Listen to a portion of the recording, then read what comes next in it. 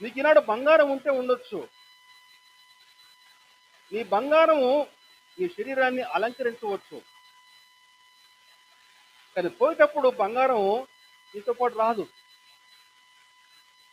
కానీ నువ్వు జ్ఞానం సంపాదించుకుంటే ఆ జ్ఞానము నీ ఆత్మ నశించిపోకుండా కాపాడుతుంది.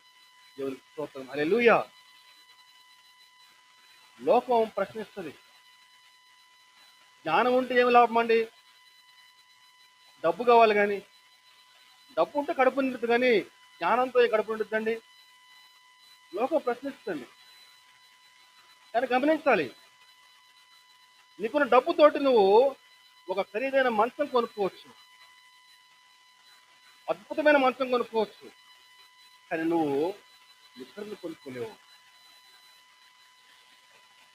ఖరీదైన మంచం కొనుక్కోవచ్చు, కానీ నిద్రను కొనుక్కుంటావా?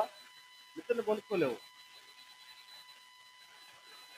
నీకున్న డబ్బు నీకు నెమ్మదిని తీసేస్తుంది, నీకు నెమ్మది లేకుండా పోతుంది నీకు. కానీ ఆ జ్ఞానము నీకు నెమ్మదినిస్తుందండి.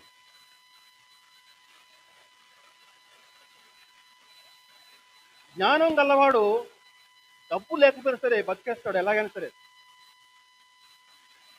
కానీ ఒక డబ్బు ఉన్న వాడికి జ్ఞానం లేకపోతే తప్పిపోయిన కుమారులాగా అయిపోతాడు.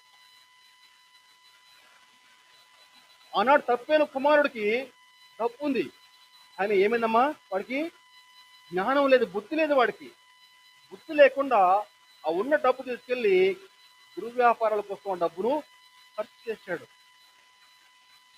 ఇప్పుడు ఒక మాట, చక్కని మాట రాయించాడు అక్కడ లూకాసు వార్తలో. ఏమంటాడంటే, అయితే బుద్ధి వచ్చినప్పుడు, అంటే అంతకుముందు వాడికి బుద్ధి లేదన్నమాట.